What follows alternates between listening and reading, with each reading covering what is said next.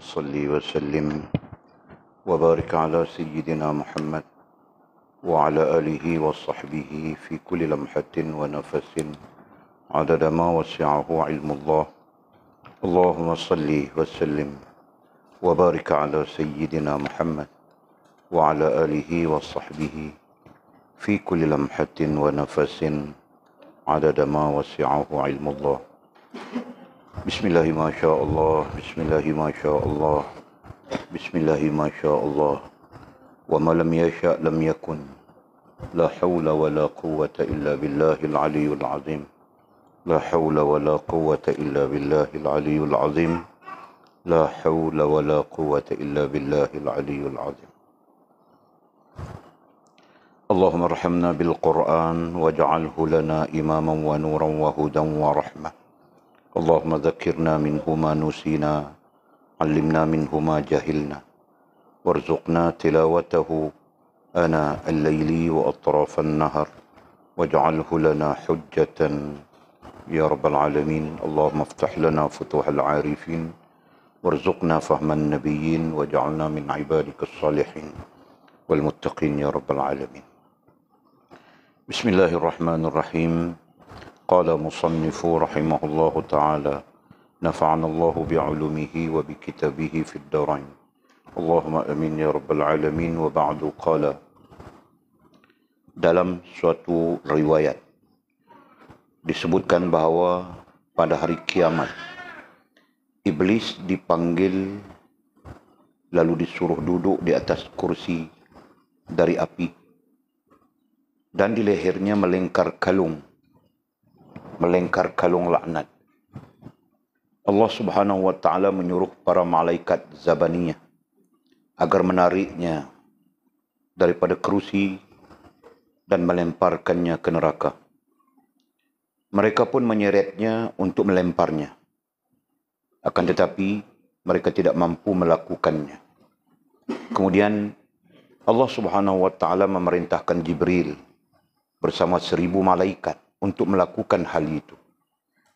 Akan tetapi mereka pun tidak mampu melakukan itu. Allah Subhanahu wa taala memerintahkan malaikat Israfil, lalu Israel, dan masing-masing dibantu 8000 malaikat yang lain. Namun mereka tetap tidak mampu melakukannya.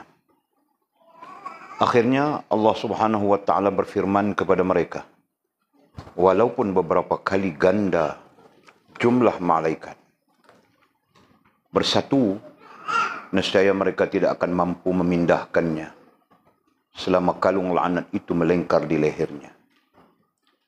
Diriwayatkan bahawa nama iblis di langit dunia adalah Al-Abid. Di langit kedua adalah Az-Zahid. Di langit ketiga adalah Al-Arif. Di langit keempat adalah Al-Wali. Di langit kelima adalah At-Taqi. Di langit keenam adalah Al-Khazin. Di langit ketujuh adalah Azazil. Dan di Lauh Mahfuz adalah Iblis. Ia lalai akibat perbuatannya. Lalu Allah Subhanahu wa taala memerintahkan kepadanya agar bersujud kepada Nabi Adam alaihissalam. Akan tetapi ia berkata, apakah engkau melebihkannya daripadaku? Aku lebih baik darinya. Engkau menciptakanku dari api, sedangkan ia dari tanah. Allah Subhanahu wa taala berfirman, aku mengerjakan apa sahaja yang aku mahu. Iblis menganggap dirinya mempunyai kemuliaan, sehingga berpaling dari Nabi Adam alaihissalam kerana keangkuhan dan kesombongan. Ia berdiri hingga para malaikat bersujud. Ketika para malaikat mengangkat kepala, mereka melihat iblis tidak sujud. Iblis tidak bersujud. Mereka berdiri untuk bersujud kedua kalinya sebagai rasa syukur. Namun iblis tetap berdiri dan berpaling dari mereka tanpa ada keinginan mengikuti mereka dan tidak menyesal atas perbuatannya. Oleh kerana itu, Allah Subhanahu wa taala memburukkan rupanya Ia berubah menjadi seperti babi. Kepalanya seperti kepala keldai. Dadanya seperti bonggol unta yang besar. Wajahnya seperti wajah kera. Matanya belah memanjang selebar wajahnya. Mulutnya terbuka seperti cawan.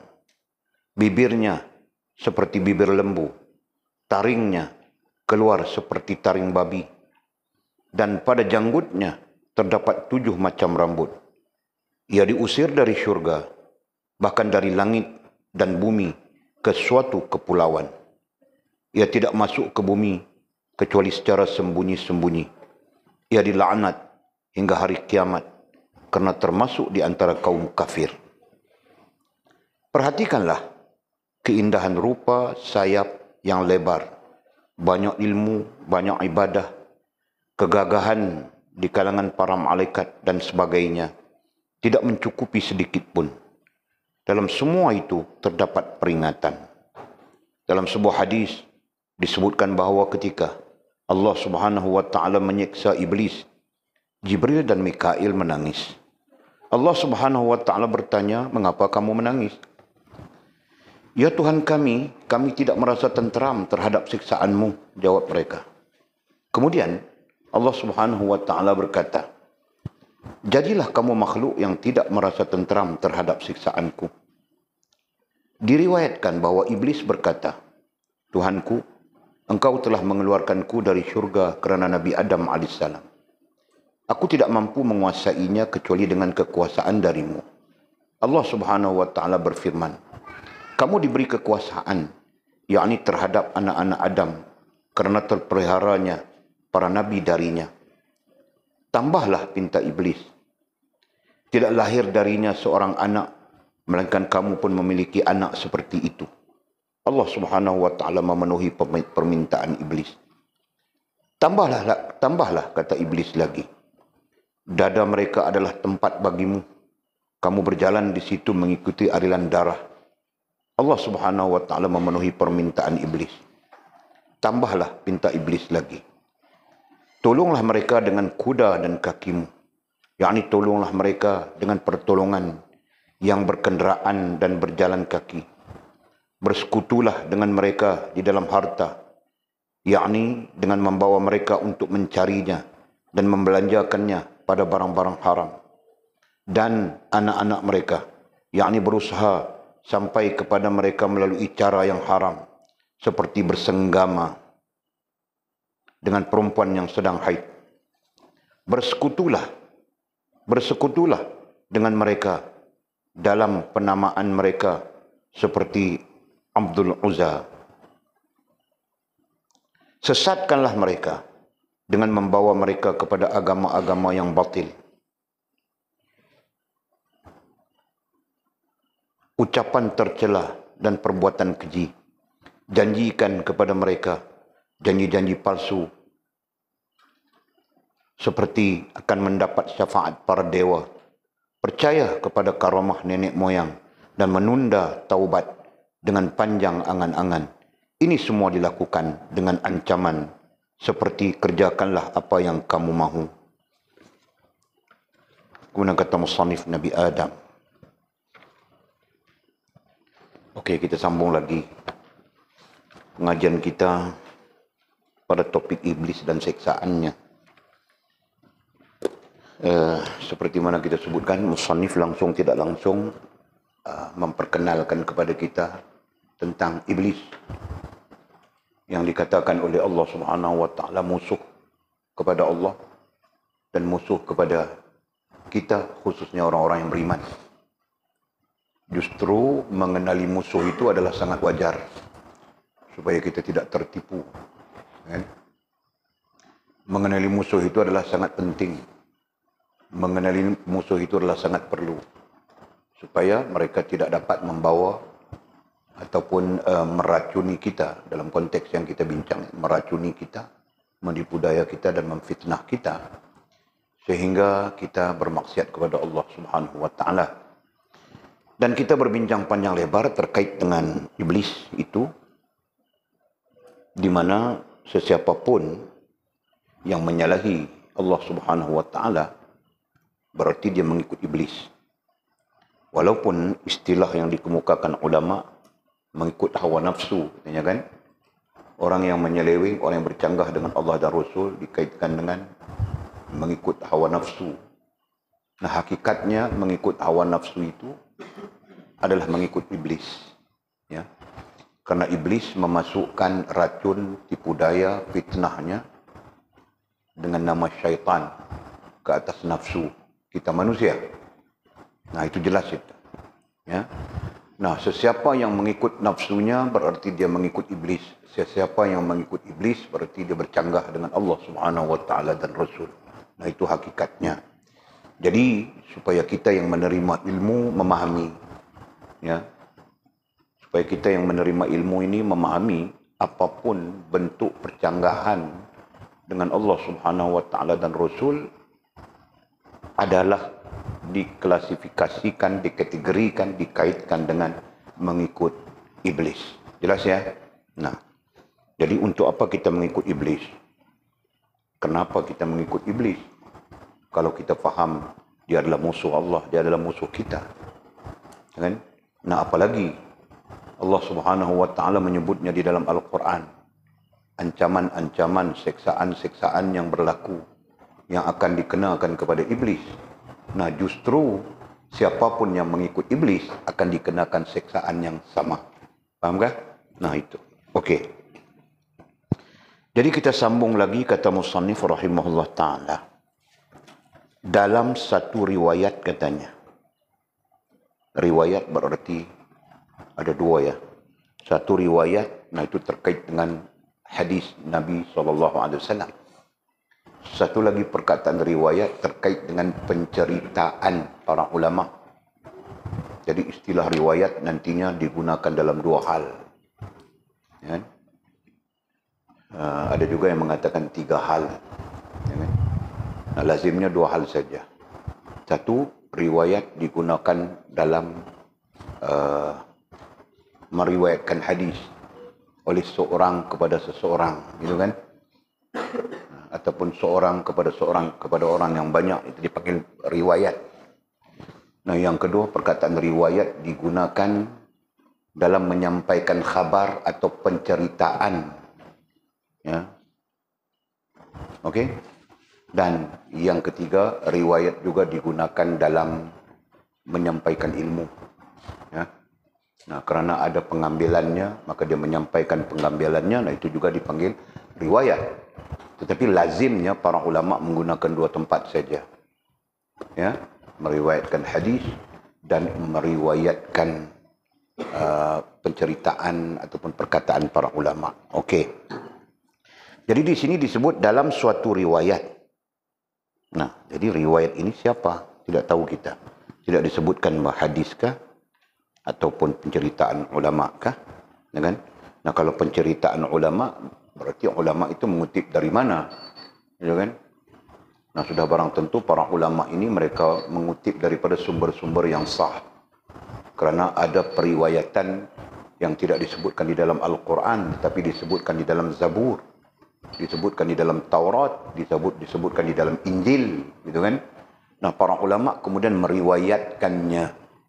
Nah, justru kita tidak berjumpa, tetapi para ulama berjumpa. Okey. Jadi dalam suatu riwayat disebutkan bahawa pada hari kiamat, iblis dipanggil lalu disuruh duduk di atas kerusi dari api. Dan hari kiamat itu hari yang semua makhluk Allah SWT dipanggil. Kan? Semua makhluk Allah Subhanahu wa taala dipanggil. Nah, ini jika kita belajar bab daripada bahagian tauhid, bab beriman dengan hari akhirat, langsung tidak langsung kita menyebut sudah ada 6 perkara di situ kan. Nah, dalam perincian, dalam pencerahan yang panjang, nah terkait juga dengan hal Allah Subhanahu wa taala akan memanggil sekalian makhluk. Ya. Nah, ini termasuk kambing. Tahukah? Nah, atul kau zalim pada kambing. Nanti Allah akan panggil kambing yang kau zalim ini. Tahukah? Paham tak? Oh, gitu. Dan Mizi kau zalim kepada kucing. Misal. Dan nanti di hari kiamat, di hari akhirat, Allah akan memanggil kucing itu untuk menjadi saksi, tahu kah? Nah, hari di mana saling menuntut di antara satu sama lain. Nah, dikatakan begitu. Nah, jadi poin kita di sana ialah Allah memanggil, gitu kan? Nah, apalagi kita manusia, gitu kan? Apalagi kita manusia dan jin. Nah, justru hal itu disebut oleh Allah SWT secara jelas di dalam Al-Quran. Ya. Termasuk perkataan memanggil itu. Nah, Allah sebut di mana? Banyak tempat kan? Summa ilaihi turja'un misalnya kan. Kemudian kepada Allah kamu akan kembali. Jadi kembali atas hakikat dipanggil oleh Allah SWT. Kan? Maka kita menggunakan perkataan panggilan Allah SWT itu dengan kematian. Nah, begitu. Panggilan Allah SWT itu dengan kebangkitan. Nah, jadi umum kita kaitkan dengan makna dipanggil. Okey. Jadi termasuk yang dipanggil itu adalah iblis. Kan? Makhluk yang lain sama saja dipanggil untuk melalui proses hisab. Dipanggil untuk melalui proses hisab. Proses timbangan amal. Proses perhitungan amal. Gitu kan? Nah, demikian juga turut dipanggil adalah iblis. Ya, iblis dipanggil lalu disuruh duduk di atas kerusi, dan kerusi itu dari api, dan di lehernya melingkar kalung laknat.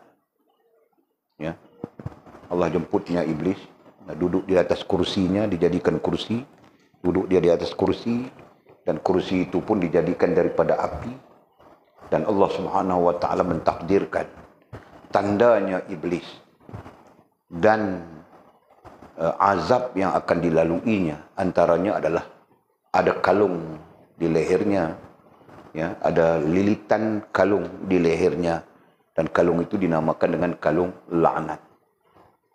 Ya kan? Nah, dasarnya adalah tanda. Tentang tanda memang Allah sebut di dalam Al-Quran.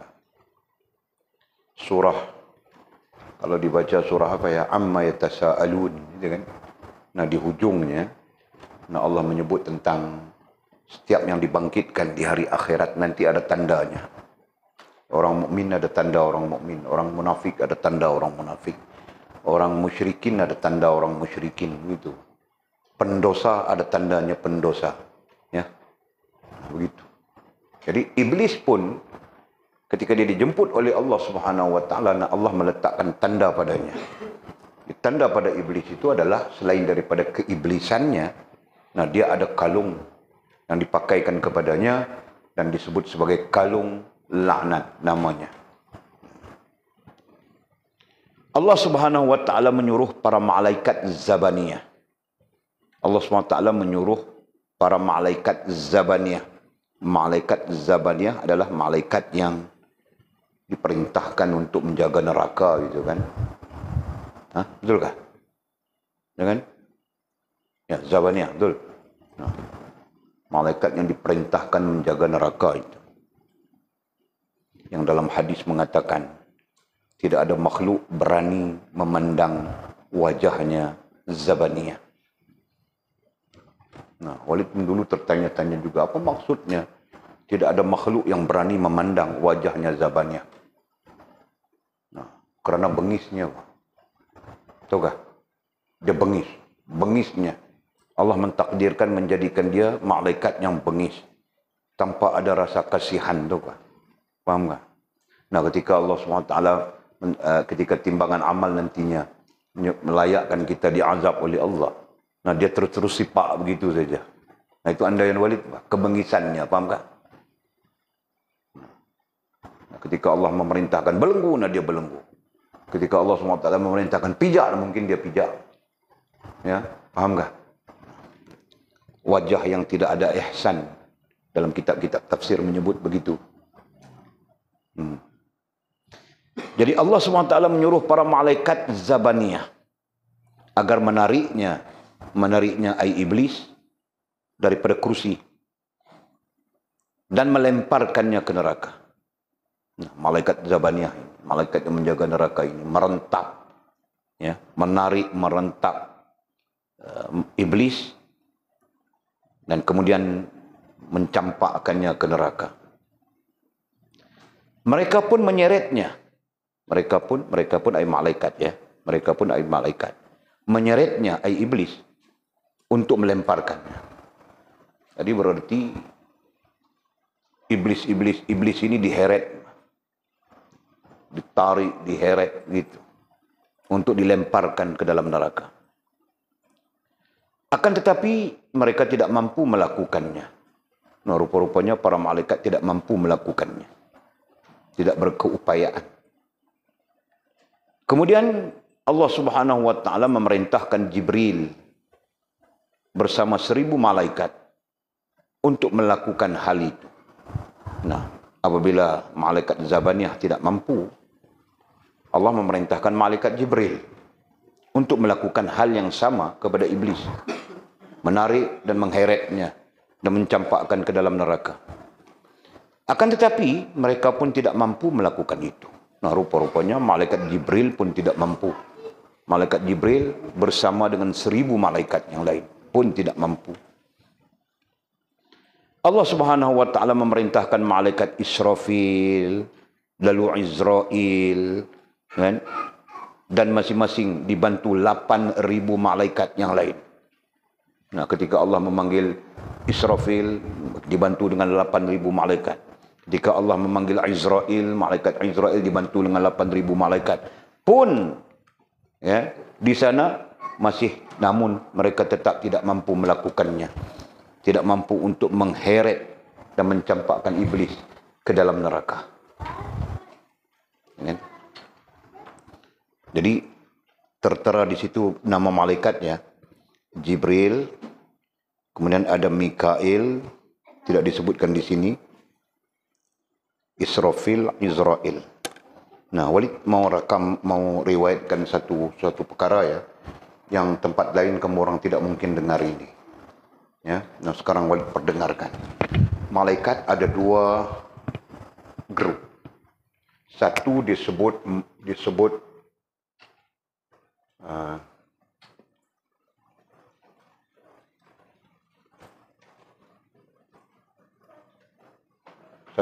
muqarrabin. Satu disebut muqarrabin dan lagi satu disebut karabiyin. Karabiyin.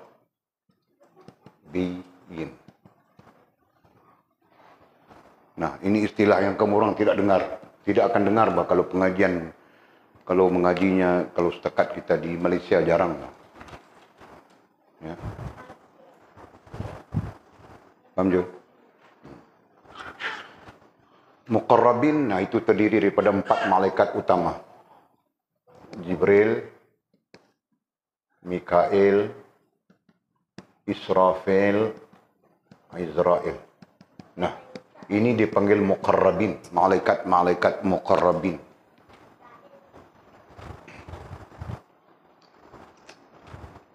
Okey. Nah, yang selain daripada itu dipanggil karabiyin. Ya, yang karabiyin ini tidak tahu bilangannya. Ya. Jadi tidak diketahui bilangannya.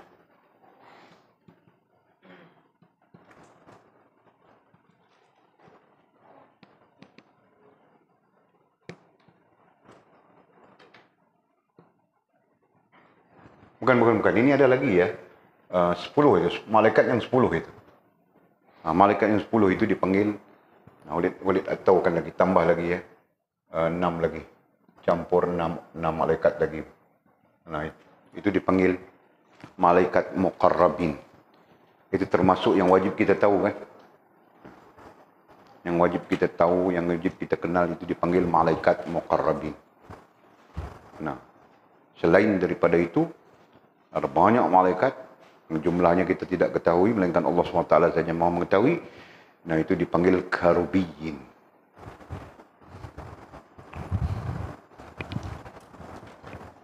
Jadi istilah itu. Jadi berapa banyak karubiyin? Nah, tidak tahu bagi kita. Wallahu a'lam. Ya, mereka ada yang menanggung arash, ada yang menanggung kursi. Ya kan? ada yang duduk mereka bersama makhluk-makhluk yang lain. Jadi ada tugas-tugas masing-masing. Dijadikan oleh Allah SWT dengan peranan masing-masing, fungsi masing-masing. Seperti juga kita makhluk manusia, ada peranan, ada fungsinya masing-masing. Nah, yang penting malam ini kita dapat ya istilahnya muqarrabin, malaikatil muqarrabin wal karubiyin. Nah, itulah dia. Jadi apalagi kita mengamalkan, apalagi kita orang-orang kerohanian perlu tahu ini. Ya, nanti kita bertawassul. Nah, ada Fatihah yang kita hadiahkan kepada malaikatil muqarrabin, malaikat-malaikat muqarrabin, malaikat-malaikat karubiyin. Paham, Jul? Okey. Jadi balik kepada cerita kita, dahsyatnya sengsara yang akan dilalui oleh iblis, sedahsyat maksiatnya kepada Allah SWT, sedahsyat jahatnya kepada Allah Subhanahu wa taala. Sampai-sampai para malaikat Allah SWT muqarrabin pun tidak berdaya. Gabung malaikat muqarrabin gabung dengan karubiyin, ya kan? Nah, masih tidak mampu untuk mengheret yang namanya iblis dan mencampakkan dia ke dalam azab Allah SWT. Nah, akhirnya Allah Subhanahu wa taala berfirman kepada mereka. Nah, apabila Jibril tidak berupaya, kemudian datang Mikail, datang Israfil, datang Izrail. Setiap satunya dibantu. Kan Jibril dibantu 1000. Ya, dengan 1000 karubiyin. Manakala Mikail, Israfil, Izrail setiap satu dibantu dengan 8000 karubiyin. Nah, pun mereka tidak mampu untuk melakukan, yakni mengheret dan mencampakkan iblis ke dalam neraka. Jadi hikmahnya di sana apa ya? Beratnya dosa si iblis, paham kah? Nah, demikian juga sebagai gambaran beratnya dosa si pengikut iblis, paham kah? Nah, sebab itu jaga, jangan kita sedar atau tidak sedar mengikut iblis. Akhirnya Allah Subhanahu wa taala berfirman kepada mereka. Nah, kemudian Allah berfirman kepada mereka, ay malaikat. Mereka di situ malaikat ya. Khususnya malaikat karubiyin, malaikat muqarrabin. Nah, khususnya karubiyin ini sebagai pelaksana. Walaupun beberapa kali ganda jumlah malaikat. Nah, itu Allah berbicara dengan malaikat ya. Bersatu katanya. Walaupun beberapa kali ganda jumlah malaikat bersatu. Malaikat muqarrabin bersatu dengan karubiyin misalnya. Ya. Nescaya mereka tidak akan mampu memindahkannya. Nescaya malaikat yang bersatu itu tadi pun tidak akan mampu memindahkannya selama kalung laknat itu melengkar di lehernya. Nah, jadi di situ gambaran kita sebut sudah tadi. Kalung laknat itu diletakkan oleh Allah Subhanahu wa taala kepada iblis kerana dia adalah terlaknat, paham kah? Jadi terlaknatnya iblis disebabkan engkarnya kepada Allah Subhanahu wa taala dan menjadi berat dirinya dengan dosa-dosa. Nah, sama saja kita. Ya, keengkaran terhadap Allah Subhanahu wa taala nantinya menjadi berat diri kita dengan dosa-dosa. Ya. Hal ini dibincangkan oleh banyak ulama. Ya, khususnya perkataan dosa memberatkan diri kita. Dan ini tidak pelik, kita pun baca sudah hadis asrul ma'asi itu kan. Nah, semakin kita berdosa, semakin berat kita. Nah, beratnya apa? Berat mau buat ibadat dan sebagainya. Dan termasuk berat itu barangkali fisikal kita kan, jadi berat. Dan Allah menyebutnya di dalam Al-Quran secara tidak langsung. dalil ayat yang kita baca apa ya? Sesungguhnya solat itu amat berat katanya. Kecuali bagi orang-orang yang khusyuk. Khusyuk dengan makna ada hubungan dengan Allah SWT. Ya, solat itu berat. Nah, apabila kita berdosa, nah dosa-dosa inilah nantinya memberatkan diri kita, memberatkan rohaniah kita untuk taat dan patuh kepada Allah, memberatkan jasmaniah kita untuk melaksanakan perintah Allah Subhanahu wa taala. Nah, itu majasnya. Betul kan? Betul. Walid dapat rasakan itu. Nah, berdosa saja kita, nanti berat saja apapun. Nah, Walid rasakan macam mana tahukah? Kalau Walid duduk di dalam pondok ini tidak keluar-keluar, kandang kambing bawa beho pusing-pusing, habis-habis Bukit Selambau saja, gitu kan? Nah, Walid terasa okey lah. Tapi keluar Sungai Petani saja, simat kah, apa saja. Nah, besok pagi mau sembahyang subuh pun berat saja. Betul, Mizi? Nah, kerana kita lihat macam-macam kan? Lihat itu, lihat ini. Lihat orang tidak menutup aurat. Lihat orang jual teh tarik. Apa? Teh tarik apa? Teh tarik mengigau. Nah, Mizi kadang-kadang dia pergi beli, dia dapat free satu. Beli dua, free satu. Awek tu kasih kau, Mizi. Pandai betul kau mengayatnya. Betul kau mau tipu Walid buat apa? Dia yang cakap denganku, awek tu. Kasihan Abang Mizi. Dia beli dua, satu saja bayar, satu lagi dapat free saja. Dia kasih free saja kau. Betul kan, Mizi? Betul kan? Tengok kau. Kau ingat aku main-main kah? Kesian Bang Mizi bilang. Kau kenapa tu? Biarlah si Mizi tu. Tidak apa. Kau jangan cuba-cuba cemburu, tahu kah? Okey.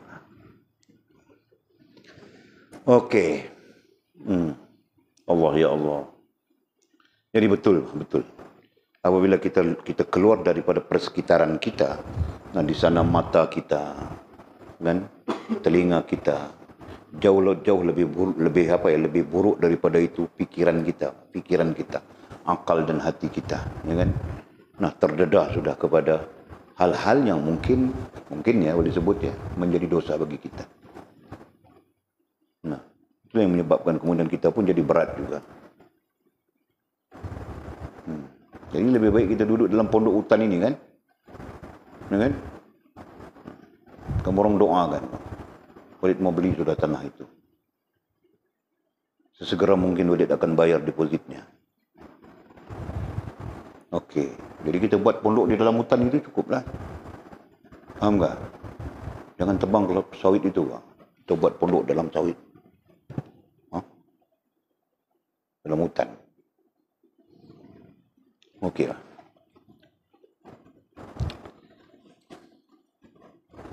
Allah ya Allah. Mudah-mudahan Allah mengampunkan kita kan. Nah, Walid daripada penceritaan ini Walid melihat apa ya? Begitu berat dosanya si iblis. Padahal keengkarannya adalah tidak sujud kepada Nabi Allah Adam saja. Faham tak? Jika dibandingkan kita, banyak perkara kan. Iblis tidak sujud kepada Nabi Adam. Adapun yang lain dia laksanakan, dia lakukan. Itu pendapat yang paling umum di kalangan para ulama. Dia mungkin merosakkan orang, merosakkan hamba-hamba Allah. Contoh, dia merosakkan kita supaya berzina misalnya. Sedang dia tidak berzina. Faham tak? Nah, dia merosakkan kita supaya melakukan hal-hal yang menyalahi syariat Allah SWT. Sedangkan dia tidak. Nah, salahnya cuma satu. Dia tidak sujud kepada Nabi Adam AS. Ya. Sepanjang zaman sampai Nabi Adam wafat, meninggal. Nah, malaikat masih lagi berlaku, berdialog. Ya, Allah menyuruhnya sujud kepada kubur Nabi Adam pun dia tidak mau. Gitu kan? Nah, sombong dan sebagainya. Jadi hal itu bila diukur dengan kita, kita punya keingkaran bukan satu, bahkan Mizi kan? Macam-macam kan Mizi? Allah. Satu saja keadaannya si iblis begitu berat. Kita yang banyak ini tidak beratkah? Takut kita lebih berat kan Fas kan? Dosa mengumpat. Itu mengumpat namanya. Dosa riba mengumpat. Dosa namimah, mengadu domba. Dosa itu, dosa ini. Dosa bohong mamak-mamak pun ada juga, Pak. Dosa kelentong. Kan? Dosa cinta Islamik. Dosa nafkah kapal. Allah, macam-macam. Kita pun nanti berat. Mudah-mudahan Allah mengampunkan kita ya. Allah, astaghfirullahaladzim. Allah, okey. Kemudian tertentu riwayat lain, Pak. Diriwayatkan, riwayat lain pula, bahawa nama iblis, ini lagi satu pengetahuan yang kita tidak jumpa di kitab-kitab lain. Diriwayatkan bahawa iblis, nama iblis ya, nama iblis di langit dunia. Ini terkait dengan langit dunia, langit akhirat. Ya, kita belum sampai untuk berbincang tentang itu. Ya. Nama iblis di langit dunia adalah Al-Abid. Al-Abid. Abid itu apa? Kita belajar sudah kan? Abid itu adalah orang yang beribadah. Ahli ibadah dipanggil Al-Abid itu. Namanya si iblis pada langit dunia Al-Abid. Sebab itu dikaitkan dengan Al-Abid kerana dia tidak mengingkari Allah Subhanahu wa taala dalam hal-hal yang lain. Faham tak? Sampai-sampai ada hadis, walaupun hadis itu makamnya agak keliru ya. Ada hadis mengatakan tidak ada tempat yang tidak disujud oleh iblis di muka bumi ini. Tidak ada tempat yang iblis tidak sujud. Macam mana mau cakap? Ada juga perkataannya, riwayat perkataan. Di mana saja manusia pijak, di situlah iblis sujud kepada Allah Subhanahu wa taala. Faham tak? Jadi menggambarkan bahawa iblis ini taat dalam segala hal yang lain kecuali hal itu saja. Ya.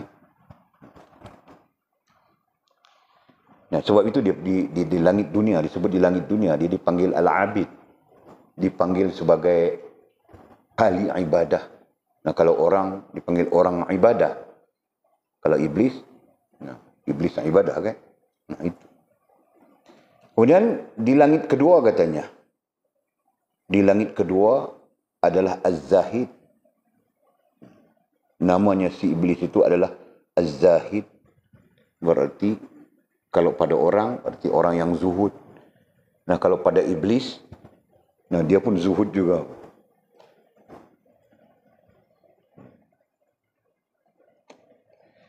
Di langit ketiga adalah Al-Arif.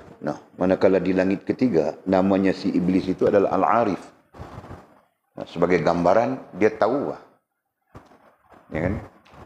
Dia mengetahui rahsia-rahsia langit. Ya, ada hadis yang menyebut tentang iblis sentiasa mencuri rahsia-rahsia langit. Nanti hal itu tidak sesuai untuk kita bincang. Ya. Kalau mau belajar tentang apakah ada rahsia-rahsia langit, ya ada. Baca dalam kitab Sirul Asrar oleh Syekh Abdul Qadir Jailani rahimahullah ta'ala. Okey.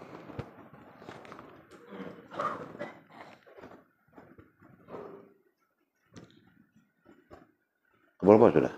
Di langit keempat, namanya si iblis di langit keempat adalah Al-Wali. Al-Wali. Kalau dari segi terjemahannya adalah orang yang membantu, penolong, gitu kan? Al-Wali dengan makna penolong. Innama waliyukumullah wa rasuluhu walladzina amanu. Dan seluruhnya penolong bagimu ialah Allah, Rasul-Rasulnya dan orang-orang yang beriman. Al-wali di situ dengan makna penolong. Di langit kelima adalah At-Taqi. Manakala nama iblis di langit kelima adalah At-Taqi. At-Taqi dengan makna takut.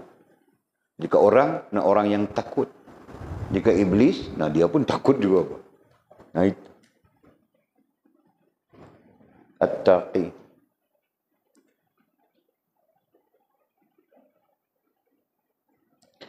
Di langit keenam namanya si iblis adalah Al-Khazin. Al-Khazin. Nah, Al-Khazin dengan makna pemegang sesuatu. Al-Khazin. Nah, kemudian dalam bahasa kita sebut khazanah, itu kan. Nah, Al-Khazin berarti pemilik sesuatu. Begitu.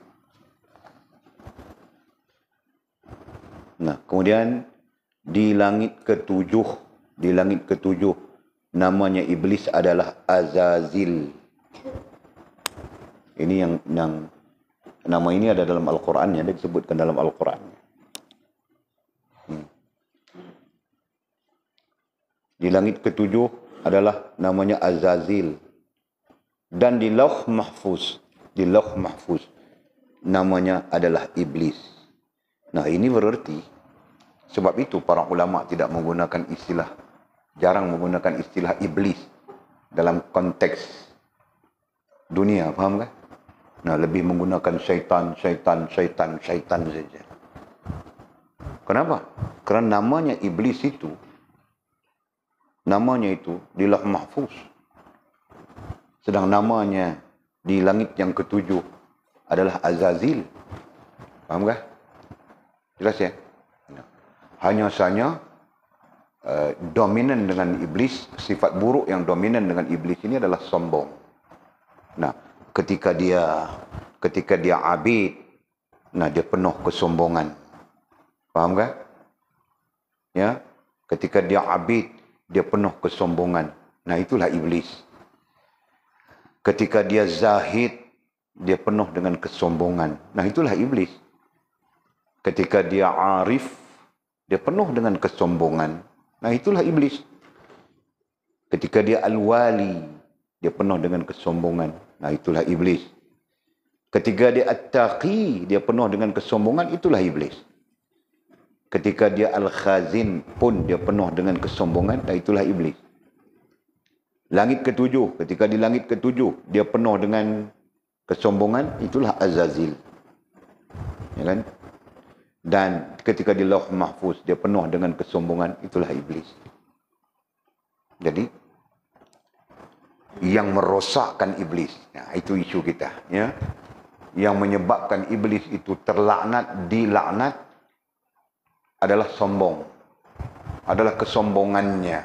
Jelas ya?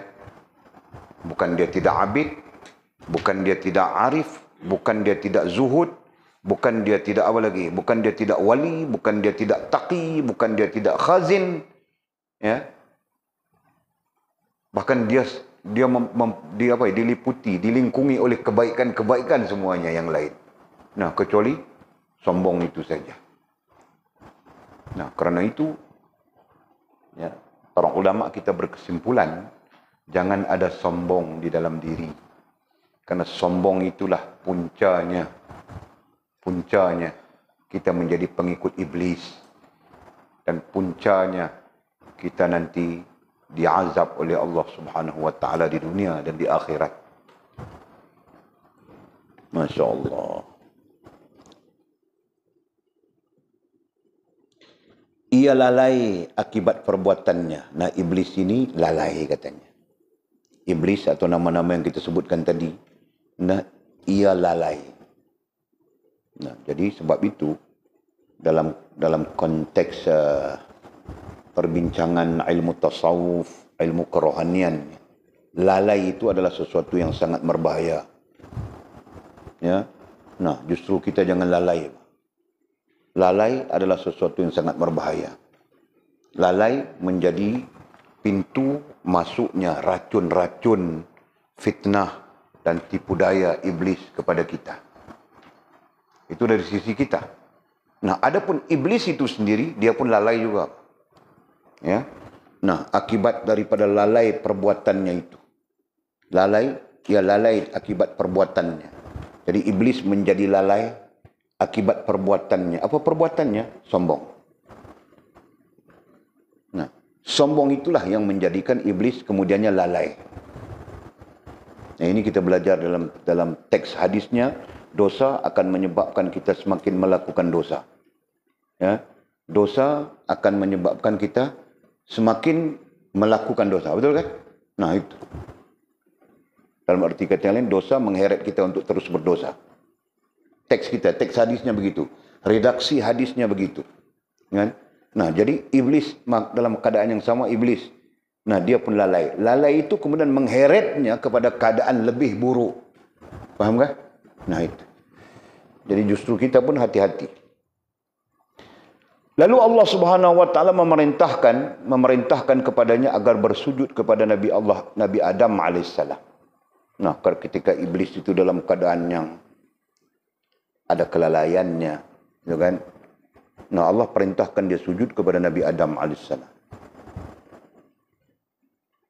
Akan tetapi, nah ketika Allah memerintahkan dia sujud, akan tetapi ia berkata, kemudian iblis berkata, apakah engkau melebihkannya daripadaku? Nah, iblis bertanya kepada Allah, apakah Allah SWT melebihkan Nabi Adam alaihissalam daripada dia sendiri? Aku lebih baik darinya, kata iblis. Nah, disitulah bermula kesombongan. Ya. Aku lebih baik darinya, kata iblis itu. Engkau menciptakanku dari api, sedangkan ia dari tanah. Nah, itu ayat Al-Qurannya. Inni khairum minhu khalaqtani min narin wa khalaqtahu min tin. Aku lebih baik daripada dia. Tapi Nabi Adam alaihissalam, katanya si iblis, engkau menciptakan aku daripada api, sedangkan dia daripada tanah. Nah, begitu. Allah Subhanahu wa taala berfirman. Nah, ketika iblis mengatakan begitu, Allah Subhanahu wa taala berfirman, aku mengerjakan apa sahaja yang aku mahu. Nah, Allah menyatakan kepada iblis, dia melakukan apa saja yang dia mahu lakukan. Gitu kan? Iblis menganggap dirinya mempunyai kemuliaan. Sombong tadi kita sebut. Ya, langsung tidak langsung kita melihat apa kontens, isi kandungan di dalam sombong. Okay? Iblis menganggap dirinya mempunyai kemuliaan. Nah, salah satu kontens dalam sifat sombong itu adalah merasa diri mulia. Ya, merasa diri mulia lebih daripada orang lain. Tentang kontens.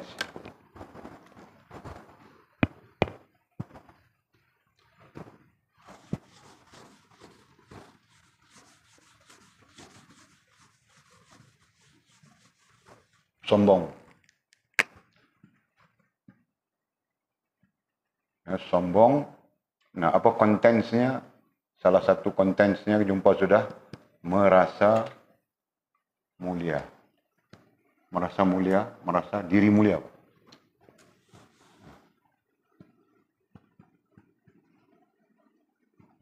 Nah, ini kontens. Konten itu konten isi ya. Lagi? Apa lagi? Kita lihat daripada teks. Kita boleh menyebut senarainya, tapi kita lihat daripada teks ini. Iblis menganggap dirinya mempunyai kemuliaan sehingga berpaling daripada Nabi Allah Adam alaihissalam kerana keangkuhan dan kesombongannya. Nah, angkuh dengan sombong dibaca sekali ya. Boleh saja kita sebut sombong, boleh saja kita sebut angkuh. Ia berdiri hingga para malaikat bersujud. Nah, kenapa dia begitu sombong? Kenapa dia begitu angkuh, si iblis ini? Nah, kerana ia berdiri hingga para malaikat bersujud. Bukan kenapa. Keadaannya. Ia berdiri hingga para malaikat bersujud. Jadi dia berdiri saja. Seolah-olah ya, dia bercakap dengan Allah Subhanahu wa taala. Memprotes, membantah Allah Subhanahu wa taala supaya sujud kepada Nabi Allah Adam. Nah, dia berdiri terus. Sedangkan malaikat sujud kepada Allah Subhanahu wa taala. Faham tak? Ketika malaikat muqarrabin, karubin sujud kepada Allah Subhanahu wa taala, nah dia bangun seolah-olah kan memprotes, membantah Allah Subhanahu wa taala. Ya, kita perlu melihat perangainya iblis ini, sisi-sisi perangainya supaya hal itu nantinya tidak ada pada kita. Faham tak? Nah, kita pun sama saja membantah dalam bentuk-bentuk kita kan. Nah. Faham betul? Berapa ramai orang bantah. Tahu dia hukum menutup aurat kerana dia seorang perempuan. Tapi dia bantah juga kan. Tahu dia seorang lelaki. Jangan pandang punggung orang perempuan. Dia bantah juga kan. Keram. Astagfirullah. Itu bagusnya. Itulah. Kan? Nah, tahu dia seorang lelaki perlu menundukkan pandangan matanya ketika berdepan dengan wanita ajnabi. Dia nanti beri alasan cari langgar tiang elektrik Walid. Nah, itu pun macam kita bantahnya kan. Nah, itulah apa ya, percikan bunga api sombongnya iblis itu kan. Ya. Yang perintah itu Allah. Itu yang kita perlu faham betul kan. Yang memerintahkan itu Allah, sama ada pada iblis. Nah, pada iblis Allah yang memerintahnya. Nah, pun dia sombong. Sama saja. Kita yang memerintahkan itu Allah. Nah, kita pun dengan sombong macam tidak ada salah saja. Terus buat salah. Kan? Allah. Pandosa bagi kita mijit. Pandosa tahu kan?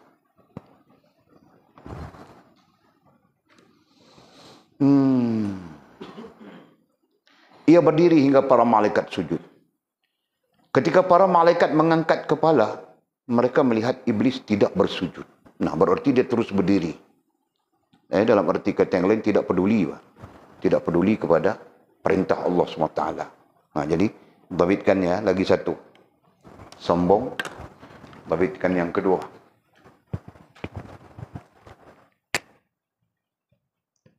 Tidak peduli perintah Allah. Nah, bagian daripada sombong ya, kita apa? Kita mengekstrakkan maklumat. Lagi. Mereka berdiri, mereka ay malaikat. Mereka ay malaikat ya.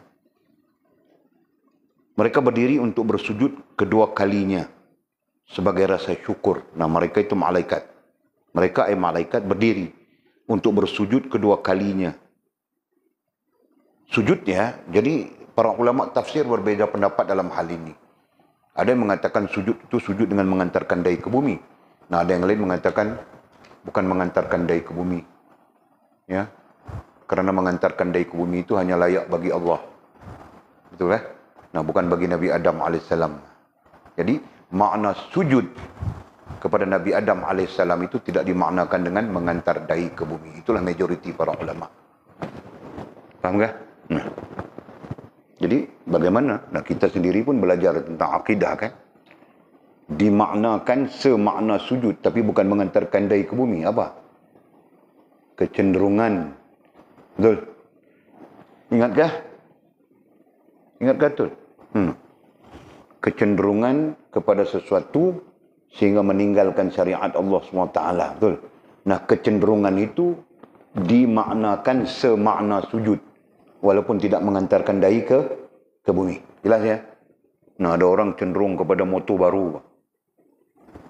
Lap motor sampai tidak sembahyang. Kan?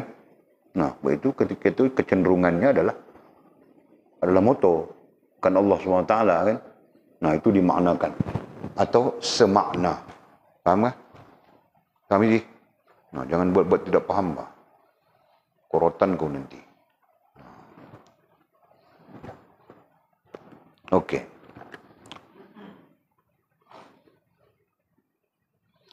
Namun iblis tetap berdiri. Nah, ketika para malaikat berdiri dan sujud lagi, kan? Nah, iblis tetap begitu berkeadaannya. Begitu engkar dia. Kan? Begitu degil dia. Begitu engkar dia. Begitu sombong dia. Ya. Okey. Dan berpaling dari mereka tanpa ada keinginan mengikut mereka. Dan berpaling. Berpaling berarti tidak mempedulikan para malaikat yang bersujud, ya. Berpaling dan tidak mengikuti mereka berarti tidak ikut seperti mana malaikat, dan tidak menyesal atas perbuatannya, dan tidak menyesal. Dan malaikat itu tidak menyesal. Tidak sedikit ada padanya sesalan atas perbuatannya. Nah, itu yang ketiga. Sombong dengan makna tidak ada rasa bersalah, ya, dan menyesal dengan kesalahan.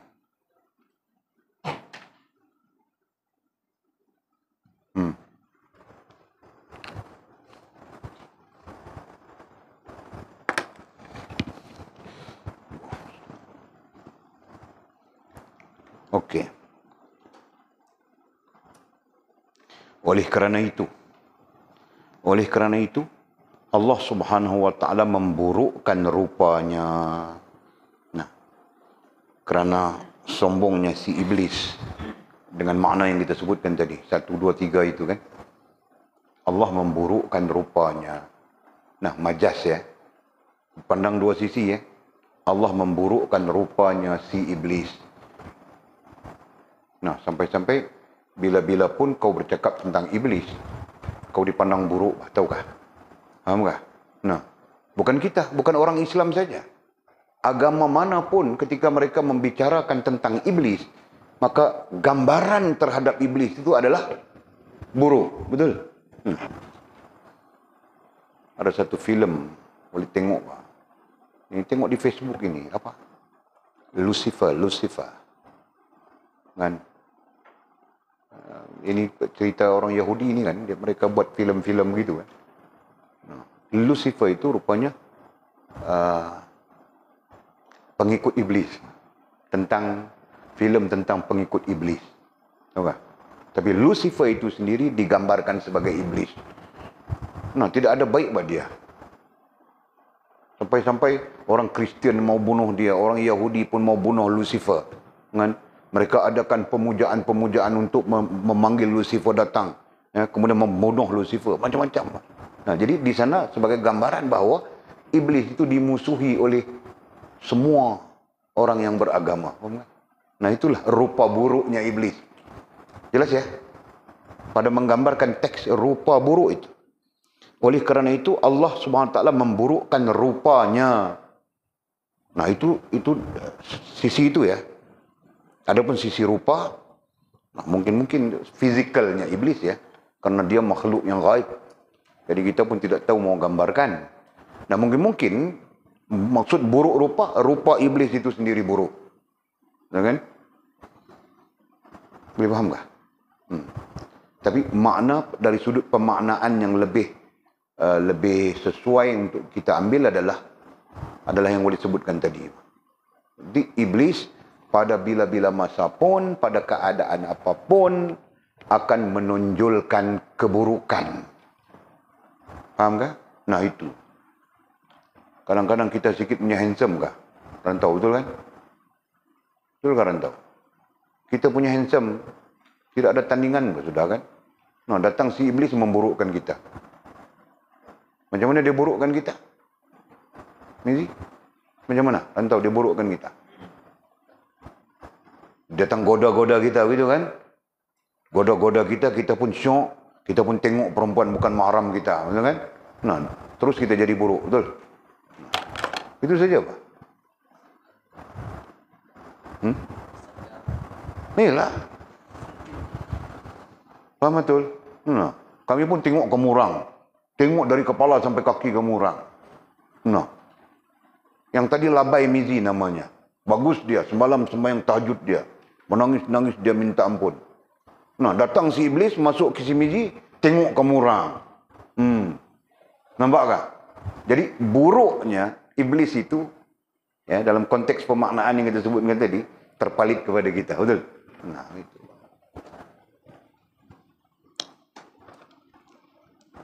Allah, Masya Allah. Nah, itulah majasnya. Oleh kerana itu, Allah SWT memburukkan rupanya. Nah, ini, kita ambil ini ya, nanti baru kita bincang fizikalnya iblis. Ya, pada hakikatnya fizikalnya iblis kita pun tidak tahu bagaimana. Tidak pernah kita lihat kan. Nah, tapi kita ambil teksnya di sini merujuk kepada iblis pada bila-bila masa keadaan, pada bila-bila masa, bila-bila keadaannya, ya, dia tetap diimagekan dengan image buruk oleh siapapun bangsa manusia ini. Begitu. Kemudian katanya apa? Ia berubah menjadi babi, menjadi seperti babi. Nah, sebab itu salah satu sebab kenapa agama kita, syariat Nabi Muhammad SAW, bahkan ada pendapat mengatakan syariat dari awal Nabi Adam AS sampai kepada Nabi Muhammad SAW mengharamkan makan babi. Nah, salah satu sebabnya ya, mungkin kita ada sebab 10 sebab, tapi salah satu sebabnya ya, karena itu adalah rupanya si iblis. Tahu tak?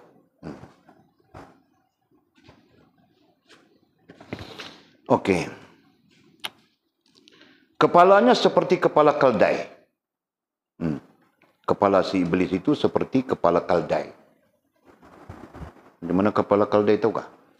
Keldai bisa tengok kah? Keldai. Kau bisa tengok kah keldai Fas? Pernah? Kau tengok di mana? Di? TV. Oh, okey lah. Walid ada keldai sebenarnya dulu. Masa Walid belajar di Pakistan. Walid dapat hadiah. Diberikan oleh Syekhul Hadis Walid. Tapi Walid pun tidak tahu mau buat apa. Mau naik atas belakang dia rasa kesian saja. Tapi orang naik atas belakang dia kan. Kuat dia. Tapi Walid rasa kesian saja. Tapi mau belah tidak ada tempat. Nah, Walid kasih orang pakcik itu, petani itu kan. Kasih dia apa. Jadi pakcik itu tiap-tiap dia kutip buah-buahan dia hantar Walid. Kerana Walid hadiah bagi kepada dia keldai itu. Keldai himar. Keldai terjemahan kita kan. Himar bahasa Arab. Tapi ada pendapat mengatakan himar itu, keldai itu kecil. Himar besar. Nah, itu spesies saja kan. Hakikatnya sama saja itu. Spesies saja yang besar yang kecil kan. Okey. Kepalanya seperti kepala keldai, kepalanya si iblis ya. Dadanya seperti bonggol unta yang besar. Dan dadanya iblis itu seperti bonggol unta. Bonggol ai bontot bah. Perbitkan. Bonggol bukan bontot. Yang belakangnya itu. Betul bah. Dadanya seperti bonggol unta yang besar. Dadanya kan. Nah, dadanya begitu. Begitu. Mau kita gambarkan dulu ya. Mana? Mau pikir iblis ni. Kepalanya, begitu kan? Tangan. Kita gambarkan dalam bentuk orang ini kan. Nah, kepalanya ini keldai. Kan? Muka macam babi. Mukanya di sini macam babi. Kan? Dadanya di sini. Ini dadanya kan? Nah, dadanya begitu. Ini dadanya. Kita gambarkan saja. Mau apa ya? Kita mau belajar tentang begitu buruknya iblis. Kenapa kita ambil jadi kawan? Hipotesis kita itu, tahu tak? Nah, itu hipotesis kita. Yang cantik-cantik, handsome kau tidak mau. Kau ambil iblis juga buat kawan. Kenapa? Itu pertanyaan itu. Hipotesisnya itu. Okey. Wajahnya seperti wajah kera. Nah, wajah macam kera tadi macam babi. Atau dia memang macam-macam wajah kah? Ia berubah menjadi seperti babi, bukan mukanya. Nah, bukan mukanya, dia berubah seperti babi. Kepalanya seperti keldai, dadanya seperti bunggul unta yang besar, wajahnya seperti wajah kera. Wajah berarti rupanya kan? Tapi kalau kera itu comel bah kan?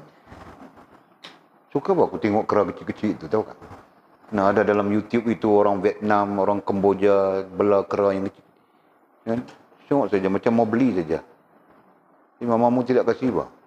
Dia marah saja, nanti berak lah itulah ini bilang. Tidak mau pergi mengajar, lu atas kepala pergi mengajar. Wah, syok kan? Okey. Matanya belah memanjang selebar wajahnya. Macam mana itu? Matanya, mata isi iblis, belah memanjang. Nah, mungkin matanya panjang kan? Dari sini sampai sini kah? Matanya. Ha? Mau lukis macam mana? Aku gambarkan saja. Mungkin matanya kalau dilihat di sisi ini, nah matanya sampai ke situ. Gitu kan? Di situ matanya. Macam itu kah?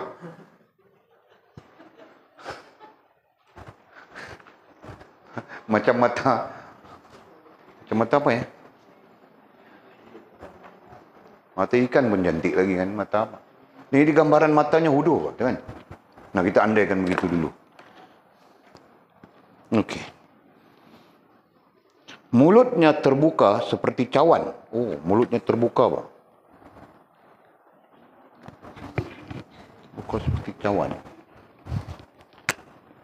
Terbuka begitu bah mulutnya kan? Terbuka seperti cawan.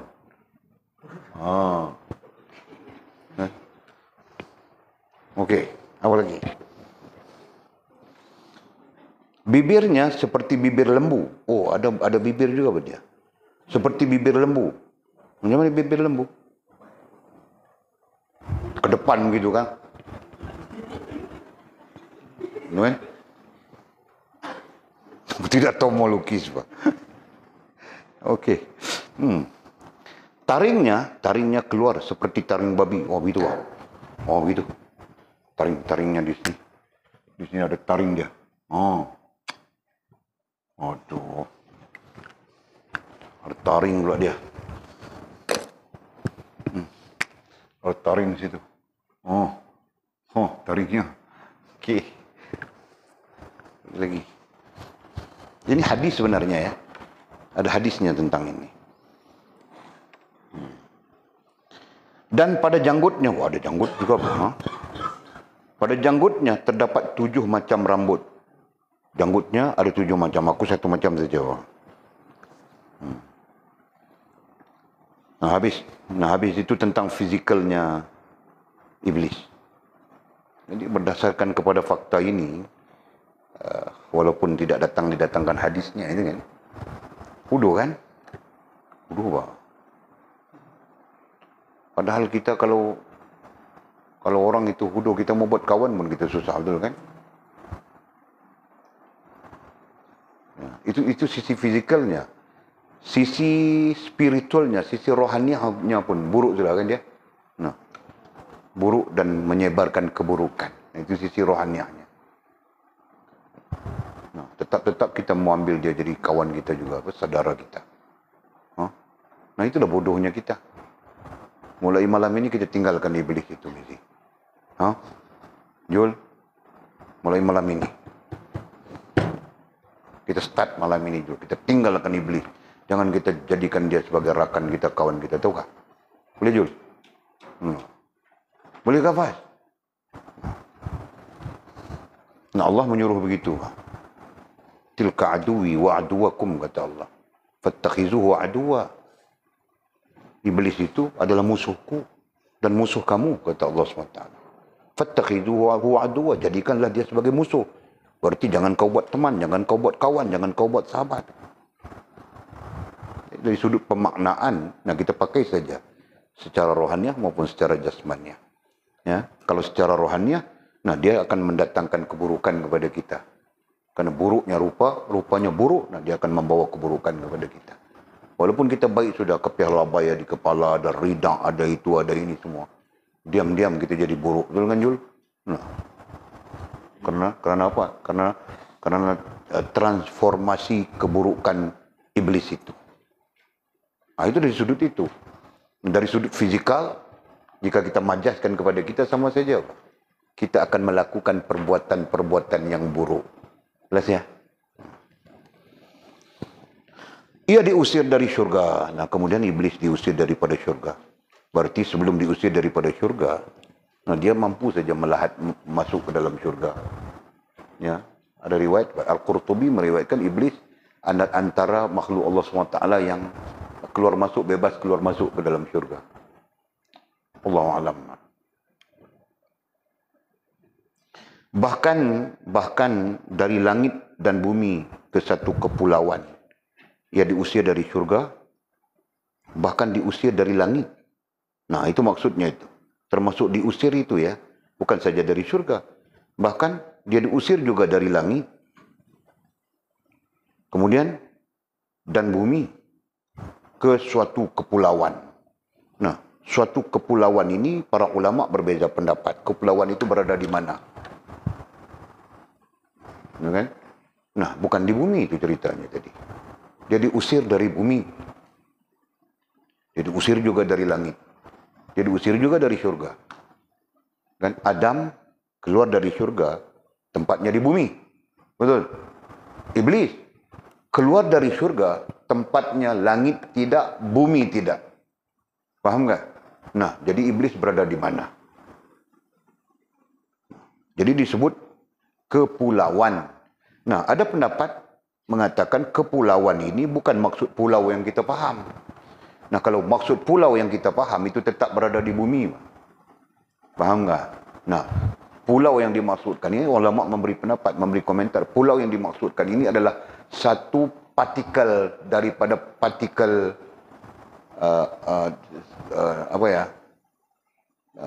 partikel itu halus. Satu objek yang berterbangan di galaksi Bima Sakti. Galaksi, nah, sebut galaksi Bima Sakti saja. Kan? Yang berada di galaksi. Nah, mungkin objek itu adalah planet. Mungkin. Kan? Nah, planet Marikh kah? Planet apakah? Mana kita tahu kan? Nah, mungkin. Nah, itu yang dimaksudkan pulau. Jadi kepulauan di situ maksudnya sesuatu yang terapung. Ya. Nah, itu diberikan oleh para ulama. Kemudian ada juga para ulama dalam komentar-komentar mereka mengatakan, ya betul pulau itu di bumi. Nah, ketika itu mereka mengatakan istananya, tempatnya iblis berada di tengah lautan. Nah, ada yang memaknakan begitu. Kan? Nah, Allahu a'lam. Kita ini berdepan dengan pendapat yang berbagai-bagai. Nah, itu tidak termasuk hal akidah. Kau mau terima kah? Kau tidak mau terima kah? Tidak ada hal begitu. Hah? Ia tidak masuk ke bumi. Ia ai iblis. Ia ai iblis tidak masuk ke bumi kecuali secara sembunyi-sembunyi. Nah, dia curi-curi masuk ke bumi. Curi-curi saja masuk ke bumi. Curi-curi saja masuk ke langit. Nah, ketika dia mau mengetahui rahsia langit, dia perlahan-lahan curi-curi intai saja. Ya kan? Nah, ketika dia mau curi rahsia bumi, rahsia di bumi, keadaan di bumi, dia turun perlahan-lahan, senyap-senyap intai saja. Gitu kan? Nah, jangan gambarkan macam yang terbang itu bukan. Nanti kau bilang, itu tanglung, itu penanggal, itu bukannya iblis, kan? Nah, iblis luar langsung daripada makna penanggal kah, anturaya kah, pelesit kah, jenglot kah, nah, itu bukan. Nah, itu daripada bangsa jin saja. Okey. Ia dilaknat hingga hari kiamat. Ia ai iblis dilaknat hingga hari kiamat karena termasuk di antara kaum kafir. Nah, iblis itu dilaknat hingga hari kiamat. Kenapa? Karena iblis itu termasuk di kalangan kaum kafir. Sedangkan kaum kafir berdasarkan kepada ayat-ayat Allah SWT, mereka adalah kaum yang dilaknat. Ya. Nah, itu. Okey. Kemudian katanya, perhatikanlah keindahan rupa sayap yang lebar, banyak ilmu, banyak ibadah, kegagahan di kalangan para malaikat dan sebagainya. Tidak mencukupi sedikit pun. Nah, ternyata si iblis itu, ya, keindahan rupa. Mungkin sebelum dilaknat, nah rupanya indah lah iblis. Dengan Azazil itu. Nah, mungkin rupanya handsome lah. Nah, kita tidak tahu gambaran kan. Nah, mungkin rupanya indah. Seindah rupa para malaikat Allah Subhanahu wa taala mungkin. Kemudian katanya sayap yang lebar, bahkan mempunyai sayap yang lebar. Selepas Jibril, nah yang makhluk Allah SWT yang lebar sayapnya, kan Jibril itu sayapnya menutup separuh sebelah dunia. Berdasarkan hadis Nabi ya. Nah, sebelah dunia itu tutup sebelah sayapnya. Nah, di kedua tutup terus dengan macam ini. Botol ini tidak kelihatan. Tuh, alam ini tidak kelihatan. Kalau malaikat Jibril menutup dengan sayapnya. Kan? Paham tak? Nah, yang kedua, makhluk yang kedua mempunyai sayap besar selain daripada Jibril adalah iblis. Paham tak? Nah, itu dari periwayatannya. Okey. Jadi sayap yang besar, yang lebar besar, banyak ilmu. Nah, bahkan banyak ilmu bagi iblis. Duduk di alam malakut dia kan. Nah, kita ini berada di alam misal, tahu tak? Kita berada di alam misal. Nah, betapa jauhnya kita. Alam misal, ilmu pun ilmu yang menjadi misal saja. Nah, pokok itu menunjukkan Allah. Ini menunjukkan kebesaran Allah. Nah, itu saja. Berarti misal kan? Nah, mereka berada di puncak ilmu. Faham tak? Alam malakut itu adalah alam yang berada dekat dengan sungai. Bukan sungai, Pak. Ulunya ilmu. Faham tak? Nah, berarti mereka alim. Ya. Seperti orang yang duduk orang yang dia berada dengan seorang ulama. Sentiasa berada dengan seorang ulama. Faham tak? Kalaupun dia tidak alim, dia akan mendapat pengetahuan daripada ulama itu, betul? Nah, begitu, Pak. Nah, si iblis ini banyak ilmunya. Kenapa? Karena mereka berada di alam malakut. Jelas ya?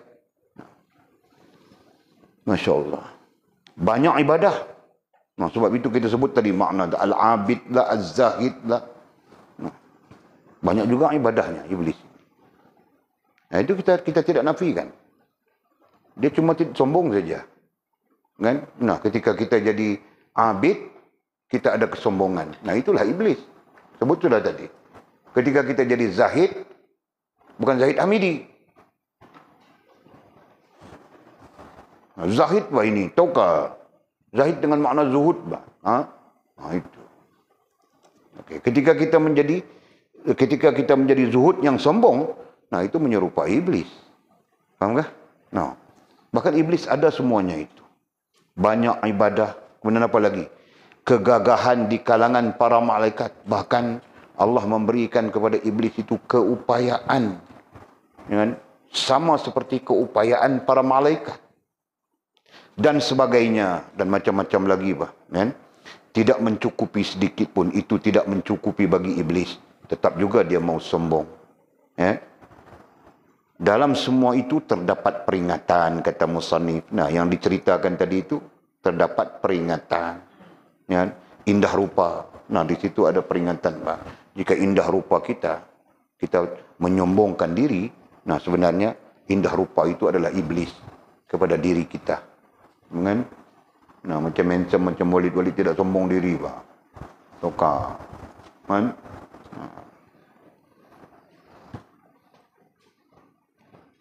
Okey. Nah, Jul, kau pun jangan sombong, Jul. Kita handsome. Betul, Pak. Jangan kita sombong. Paham, Jul? Nah, nanti kalau dia orang mau meminang kau bilang 20,000 cukuplah, Jul. Kan? Nah, jangan banyak-banyak, 20,000 cukuplah. Begitu. Ketika dia meminang kau, Jul, ketika kau meminang dia, jangan sampai 20.000. Faham tak?